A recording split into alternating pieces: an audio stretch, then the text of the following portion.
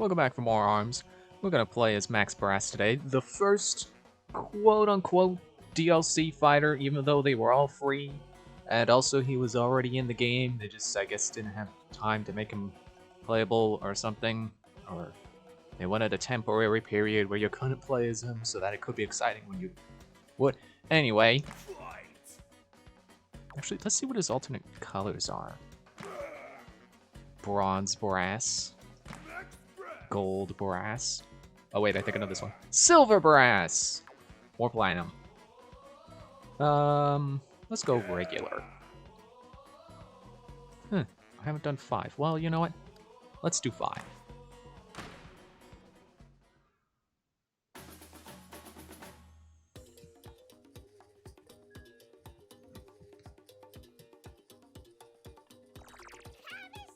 This ARMS Grand Prix is gonna be different, folks, because this time we're broadcasting live from our Reigning Champions Regional Tour. But don't worry, your pal Biff is still here to provide scintillating commentary you know and love. Scintillating. As I'm sure you know by now, the reigning champ is also our Arms League Commissioner, Max Brass. Ever since he ascended to the top spot, he's been waiting for a challenger who would take his place. But his impatience got the best of him, and he's taken matters into his own hands. What a go-getter. Will anyone out there be able to oust this champion? Let's find out. The Arms Grand Prix is about to start. And we're fighting off against Springman at the start. Which, I'm not... that might be a guaranteed thing, I'm not sure. Match 1, Bob and Weave. It's Max Brass versus the Bouncer, Springman. If you think he looks hot, just wait until you get a taste of his toasters. Toasters! Those flaming fists pack a powerful punch, and it's guaranteed knockdown if one connects. I don't know. You might want to ask for his money back after he takes on Max Brass and his muscles. Yeah, so we're playing as one of the final bosses now. So he's got the Nade, the Roaster, and the Kablammer. And I think for Springman in particular, I'm going to go Roaster and Kablammer.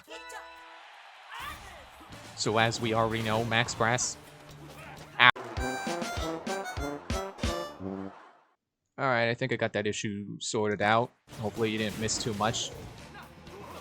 So, Max Brass, as we already know from him being a boss, is a pretty tough guy. He can buff up and not only increase his arm's girth and permanently charge, not unlike Min Min, except his is in both arms. He also gains permanent super armor while he's buffed up. Yeah, I wasn't aware. Like, if you get hit, even if you're not in the middle of an action, it's still super armor. I had to read about that on the wiki. So not only does he have an improved version of super armor compared to Master Mummy and Mechanica, and an improved supercharge ability compared to Min Min, but he also has the ability to release a shockwave from a partial charge like Springman, and will stay permanently buffed at 25% health. So he is kind of overpowered. Except not really, because he does have his weaknesses. Like if you're going off of his default arms like I am, I would argue the Roasters are a little bit of a weakness. Well, less a weakness, more a double-edged sword. Because they deal more damage, but they're harder to hit with because they don't have natural tracking like Toasters do. So you have to be more accurate with them.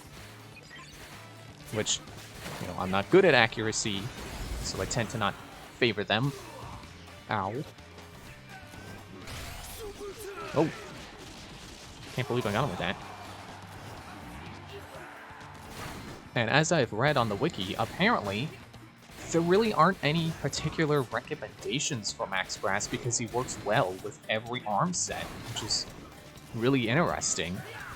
And also fitting for the commissioner of Arms League. Okay, come on, Springman. Nope, I was going for the shockwave. Didn't come out. That's fine. Oh, no. Okay. I really like the idea of having the shockwaves with the super armor. Although I suppose you can't get both because partial charge would cause you to lose your buff, I think. But it's just cool to have them both. there's multiple ways to get in your defenses, basically. Oh, I got a badge. Wonder what that badge is.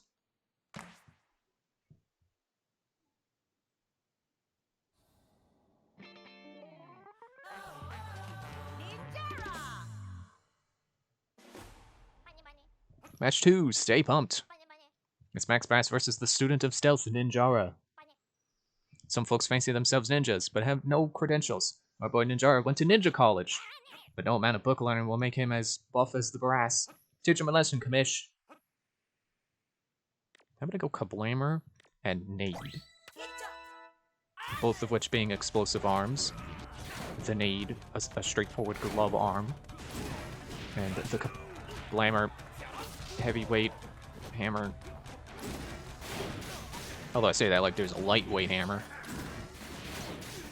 But I think the hammer's downward attack can be good at hitting Ninjara. It hasn't been, so maybe I'm a liar. Maybe I'm a liar and I don't realize it. Oh, come on. Get out of that circle. Protein! Oh, I had the same idea.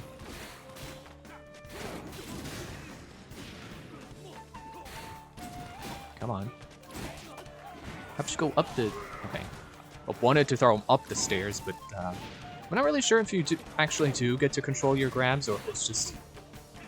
The grab always tends to auto-aim where I intend to throw it anyway. Alright, come on, let's get that buff. Oh yeah, you can have both. You can do a shockwave while still buffed up. No, you don't.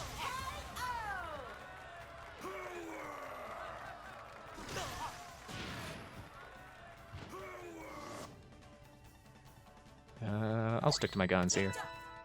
Couple ammo and Nade. Get the full charge. So we don't really know what Max Brass looks like under his mask. There isn't any official art of that. Although, there really isn't any official art of anyone else without their masks either, but because Max Brass's face is so covered by his mask, there's really not much of an inclination of his appearance, aside from a big chin and, I guess, whatever skin tone you can see from his mouth. We can't even tell what color his eyes are because his mask covers his eyes with a Spider-Man-like lens. Yeah, you're using double chakrams. I'm not afraid of your stun. I got heavy armor. Super armor! What? Jeez! Can't get it right! How many episodes is this? Episode 11? And I still can't get it right?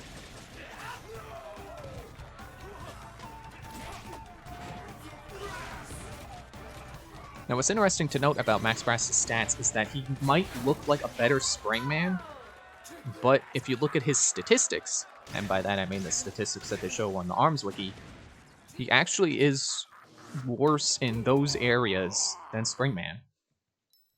So his dash distance is not quite as good, his walking speed isn't as good. I mean, not like it's terrible, you know, it's 90% compared to 100%. But he's not all improvements. Match 3, building muscle. Let's change it up and play some V-Ball. Let's see how good the commish is at V-Ball. I don't think buffing up actually changes anything, I just do it out of habit. The same thing when I'm playing as Min Min. I do V-Ball, I charge up the Dragon Arm just because it's habit. Although Max Brass's speed does increase when he buffs. Not walking speed, but just general speed. Or dash. I think it's dash speed and jumping. No, no, no, no, no, no!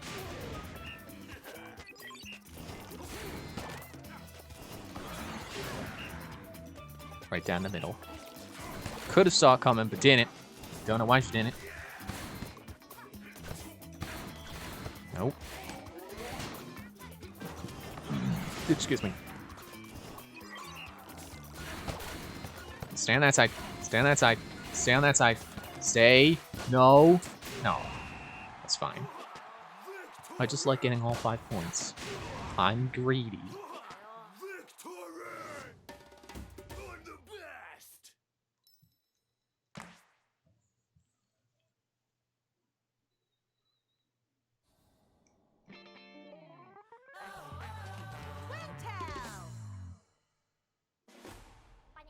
Match 4, keep flexing.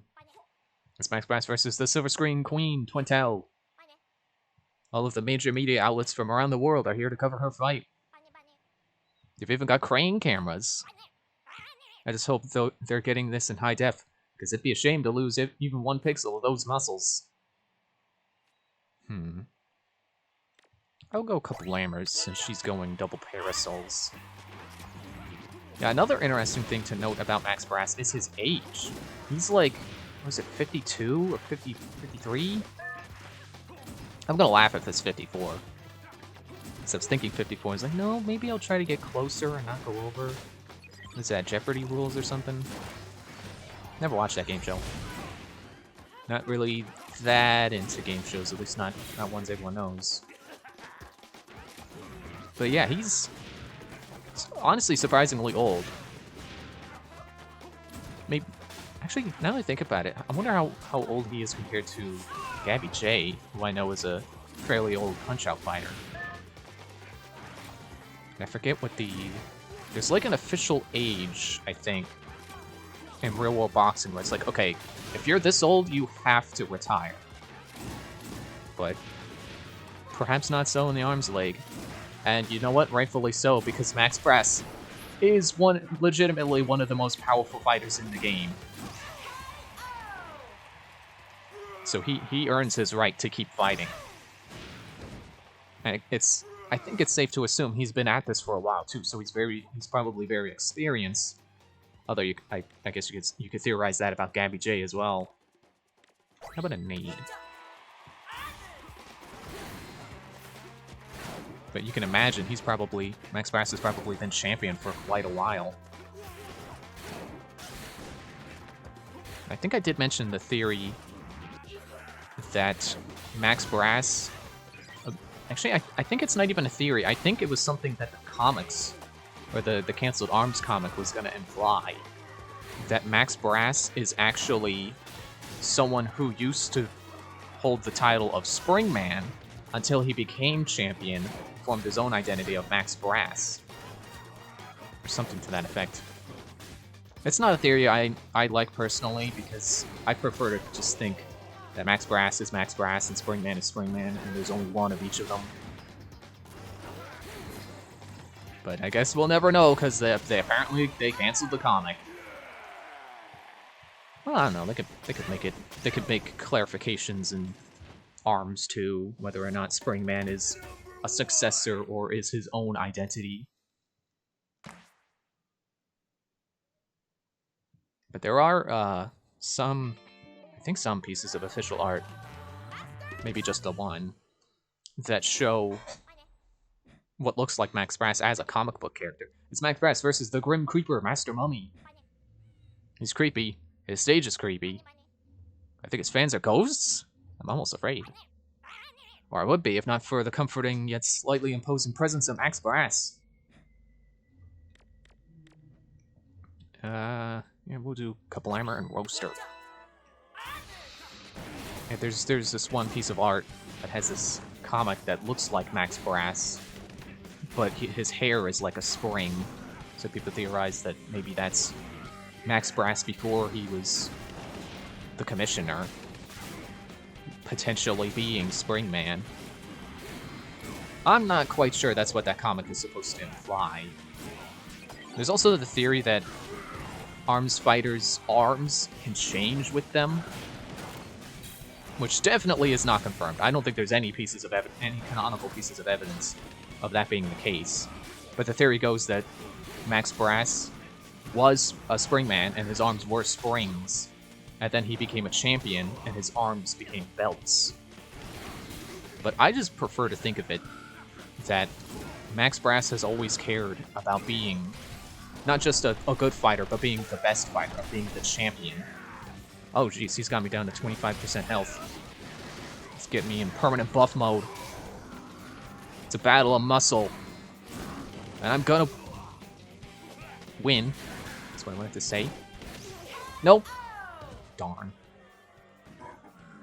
Man, I just can't get Springtron again. Which, again, is good.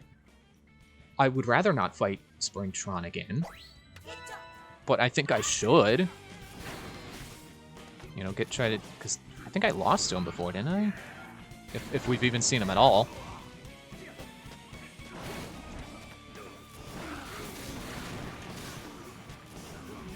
Yeah, I really can't imagine the Arms Fighter's arms actually changing depending on, you know, their personality. Because the idea is that they could potentially change based on your personality of, you know, how people change as they get older and they grow. But, like, it's weird enough that their arms become any kind of object, but then for them to change what object they are, you know, midway through their, or at any point in their life, really. It doesn't have to be midway. Whew. Close. I mean, I guess it could still be, because the arm's ability appears overnight, so it could be an overnight transformation as well, to have them change to something different, but I really don't think that's what they were going for.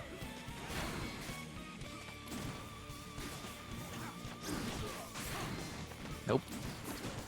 Completely missed my opportunity for a counterattack there. I appreciate this trampoline because it gives me an opportunity to hit Master Mummy, because you can't guard while bouncing on it, and you automatically bounce on it. Which again, it's another one of those things that made me realize how exactly you're supposed to be able to predict your opponent, and what kinds of vulnerability windows they have. You know, jumping, especially on something like this trampoline, can make you kind of predictable. Make it easy for me to figure out where my punch is supposed to go. I say that and then immediately miss with the roaster. Max Brass's super armor doesn't prevent him from his explosion. Actually, no, I didn't have the super armor there, so never mind me.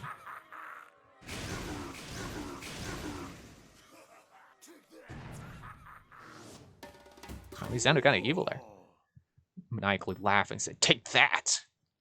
A little too happy about beating Master Mummy there.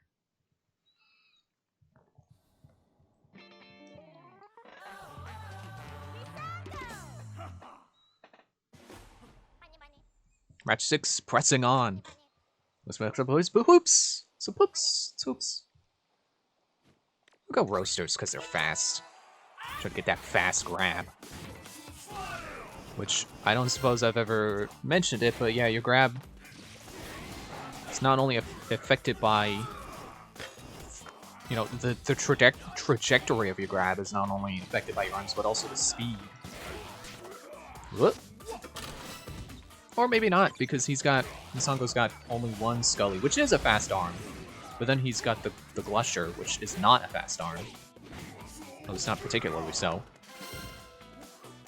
Oh yeah, I forgot to mention that. Just like Min Min, Max Brass also gets his buff from a successful throw. I suppose there it's apt to use the word throw rather than grab, because you have to succeed in throwing your opponent before you get the buff. Looks like that's Lollipop.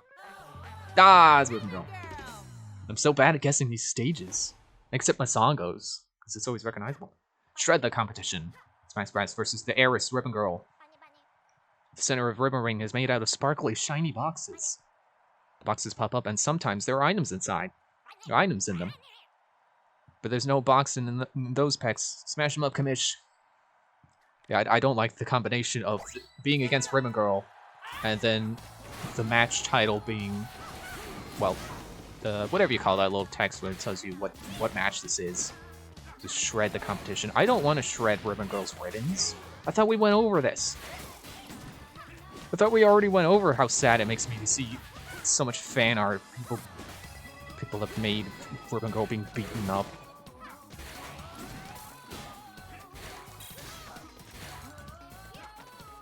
If I can get it with the bomb. Nope, not quite. She jumped down and jumped too forward with it. I'm not buffing up nearly enough. Although with her current arm selection, if I get hit at all, I'm probably going to lose my buff anyway. Like that.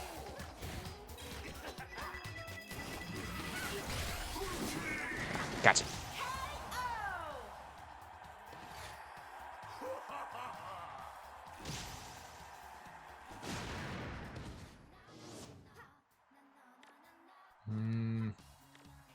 Looks like she's sticking with the same armor loadout, so I'll do the same. Oh, come on. There we go.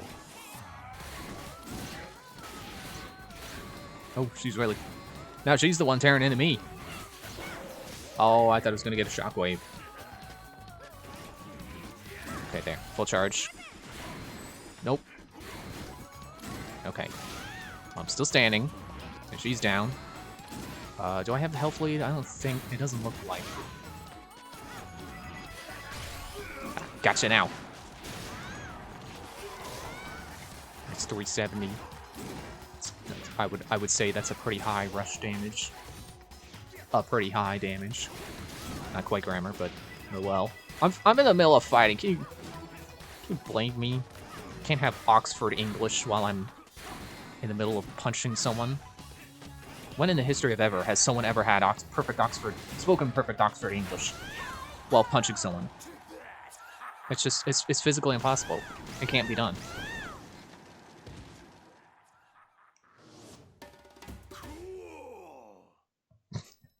That's what I have to say to beating Ribbon Girl. Cool!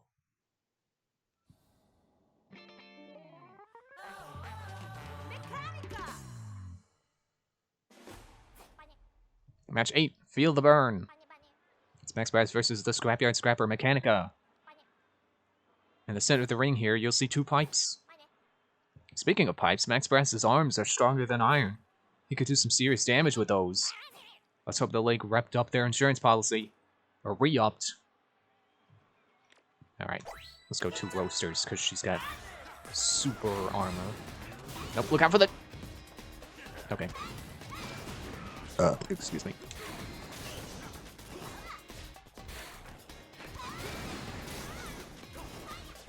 And so recently, actually about as recently as last night. Well, I forget when I downloaded it, but last night I started playing this app called Slice and Dice that I found is really cool. It's basically an RPG where all your characters are, well, I was gonna say they're all dice. No, the characters are people, but they attack by using dice. So every character is represented by a die, and every turn you roll the die. Oh, I really screwed up there, getting hit by both of those. Yeah, so every character is represented by a die, and every round, you know, every turn, every time it's your turn, you roll the dice, and it lands on an action. And you can choose to re-roll the dice up to 2 times. No, come on. She's really assaulting me with those revolvers.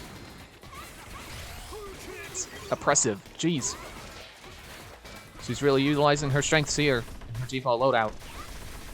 And my weakness of trying to talk about a different game while being punched in the face repeatedly with those what make those things make me think of, like, you know, those dividers that pools have to section off different, like the deep end and stuff.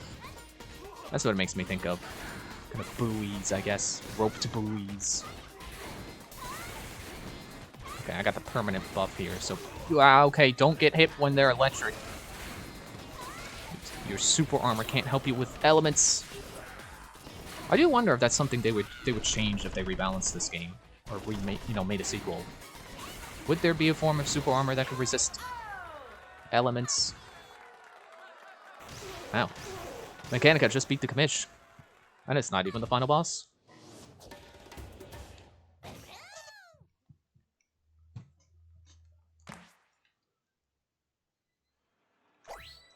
So yeah, Slice and Dice. It's really neat. So you roll the die and then it lands on an action. And it's kind of like Yahtzee, where, you know, you roll something you want, you can pocket it so it doesn't change when you re-roll.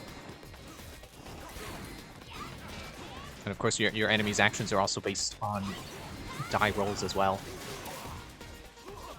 And then, like, I think it's got a pattern where, like, after one fight you'll get an item, and then after another fight you'll be able to level a character up between 2 options, two options it just randomly gives you, not that every character only gets 2 different classes they can level into. And I think it's a pattern of back and forth, item and level up. Maybe not quite, I don't know. I haven't played that many rounds of it. Just like 3 or 4 runs. But it's really cool. I'm definitely a fan of it. Get you? Yeah, there we go. And I like that it's, you know, it's kind of simple RPG elements of, you know, attack, defend, heal. But then as your character's skills improve, they combine actions on certain sides of the die. So it's like, here's a skill where it's defend, but also when you do it, that, you know, whoever you defend with the action also gets healed.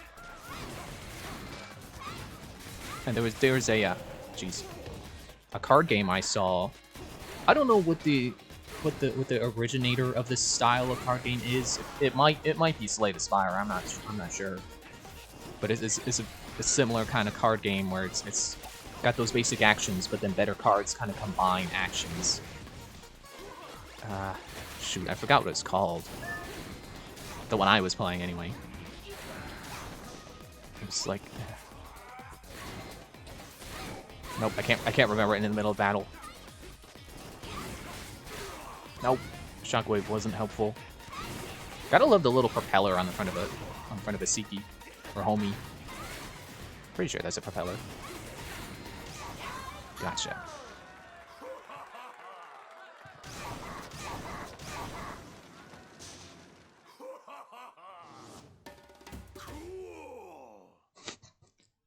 Again, just cool. Not even a could. Not even could. Just cool. Oh, I recognize that. That's Snakeboard Skate Park. Otherwise known as, you know, officially the Snake Park. Match 9, defend your title. Speed Demon Kid Cobra. Top snakeboarder has made his way into the ARMS Grand Prix. Years of snakeboarding have honed his leg strength. He can jump sideways better than any other fighter. I heard that the Kabish can break a snakeboard in half using a single earlobe. I don't know that I believe that. These things are pretty thick, and earlobes don't exactly have muscles. I think I'll go with a Kablammer and use the Roaster to try to get him off his board. So I guess there's your justification for Kid Cobra being good at jumping, is snakeboarding. Which, not really sure how you how you get there from Snake, but you know, whatever. I appreciate the character design there. Even if it doesn't entirely make sense, it's still, you don't have to have combinations of things make sense. That's how you come up with cool new things, is combining things that people haven't thought to combine before. Like skateboarding and snakes. What do they have to do with each other? Don't know, don't care. Ow. And I'm also realizing that I think the idea is he can slither. You know, snakes.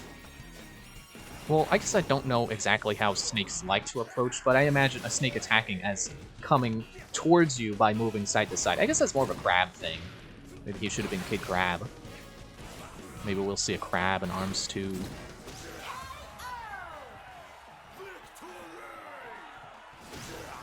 But yeah, the moving side to side, I guess, is supposed to be like slithering.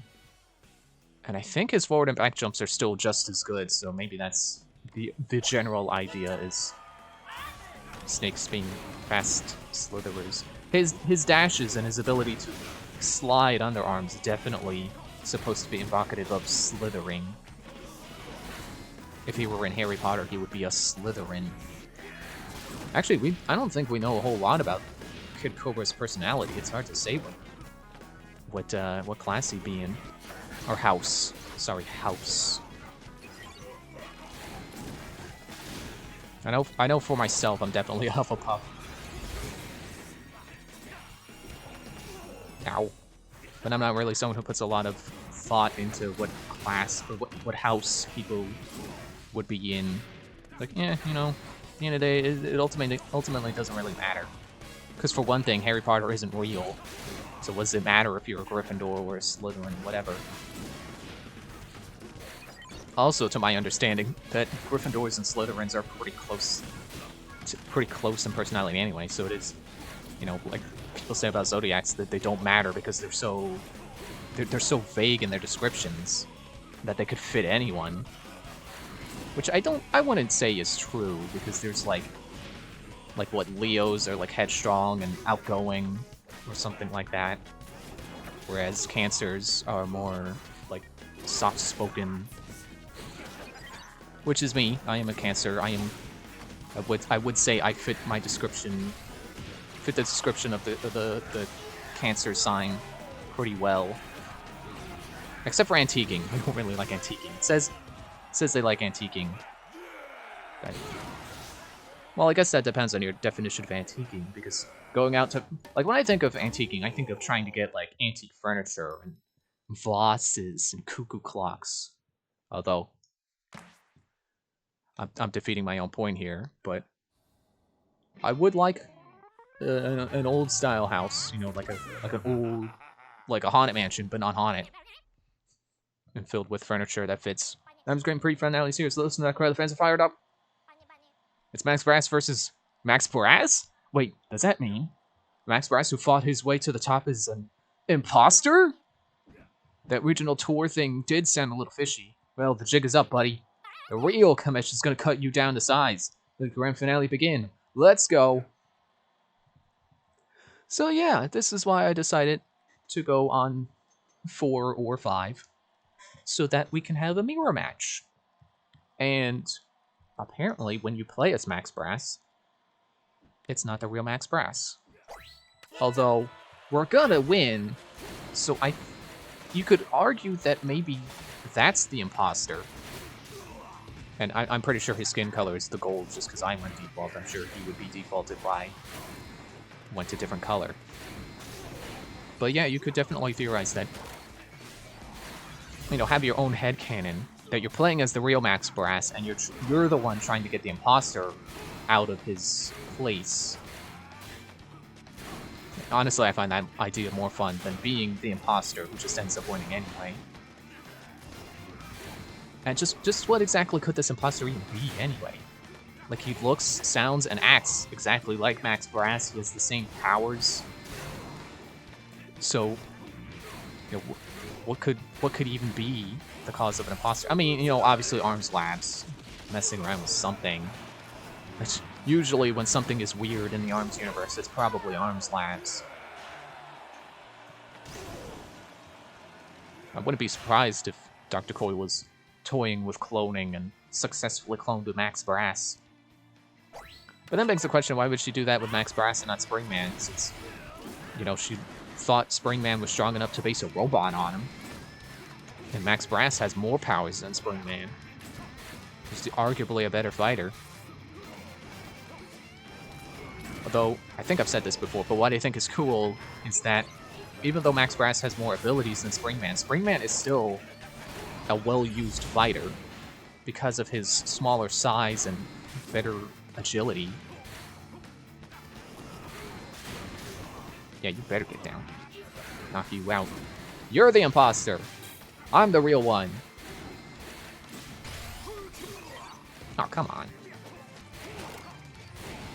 I'll try to... Whoa, okay. I was gonna try to lead him into the bomb with... have my grab scare him in that direction, but I still end up grabbing him, and that's fine. Oh, come on. Just one more punch. Just one more. No!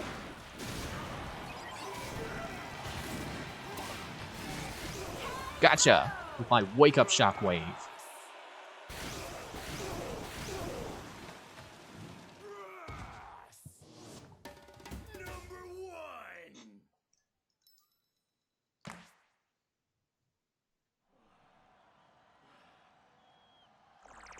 Can it be? Have someone finally taken down the Max Brass?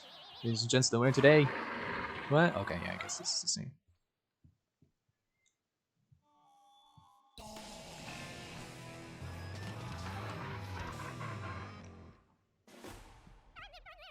What a turn of events. Victor was all but assured, but now there's a party crasher to deal with. I know what's going on. This is a fake Max Brass. At least you're not some creepy mask. Alright. Let's get this fake out of here. Get this cheat device out of here. Now to think about it, yeah, that kind of is what headlock is. He's not... He really isn't a legal option, I would say. I don't think one should be utilizing headlock in their fights, because you definitely have an unfair advantage with 6 fists.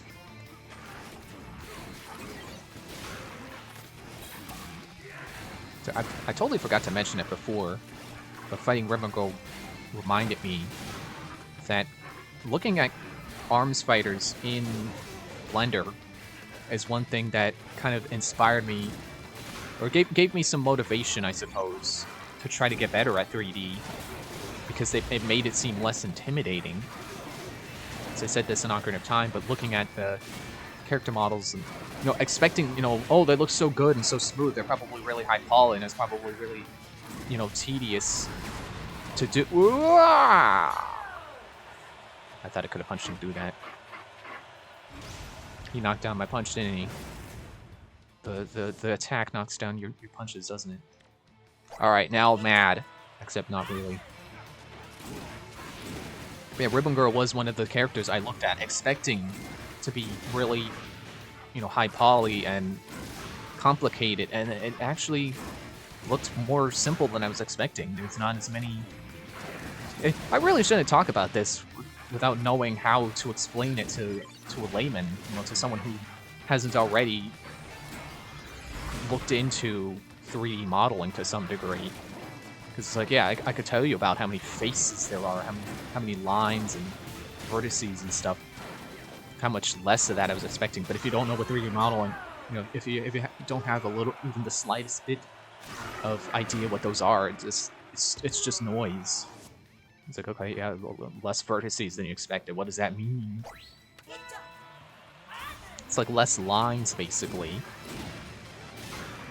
Well, vertices aren't lines. Lines are lines. Revolutionary news, I suppose. Hope you're not too shocked to learn that. Oh, I thought it was buffed. Yeah, you're buffing, I'm buffing. Ow! So yeah, I guess you could say Ribbon Girl's model kind of was inspiring to me to see that it wasn't as complicated looking as I expected it to be, or as good as it looks. Okay, maybe I am the imposter. He got a perfect?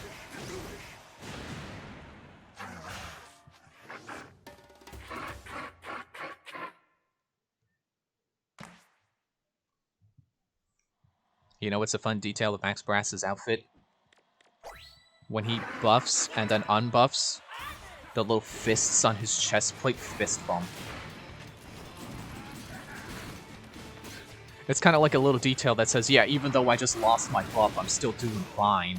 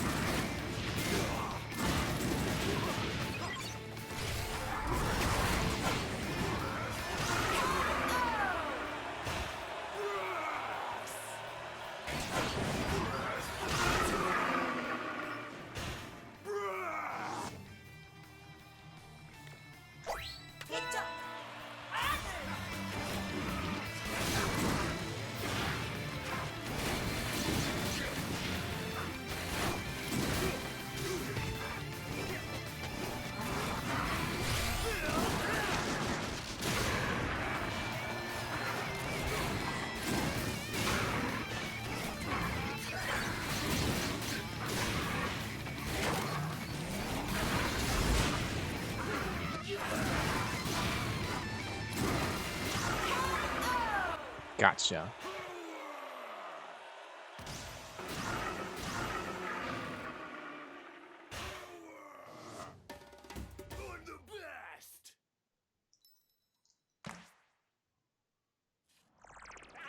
Yes, that creep is down for the count. Hold on, I've just received some intel. It was an unexpected... What? Okay, yeah, that's all the same.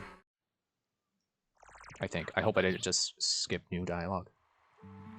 And if you're curious, at least according to the wiki, there is no unique dialogue for fighting Max Brass as Dr. Coyle.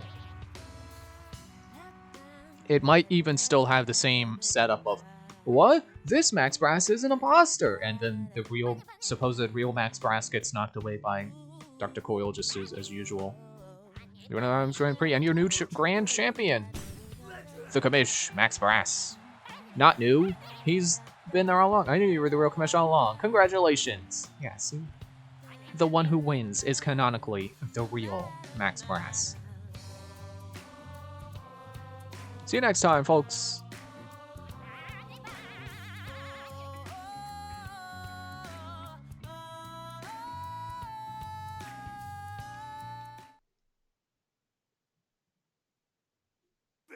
And as I forgot they do voice clips. As for the proof that was the real commish, he takes that belt home and puts it with the rest of them. By his carton of milk. Thanks for watching. See you in the next one. Bye.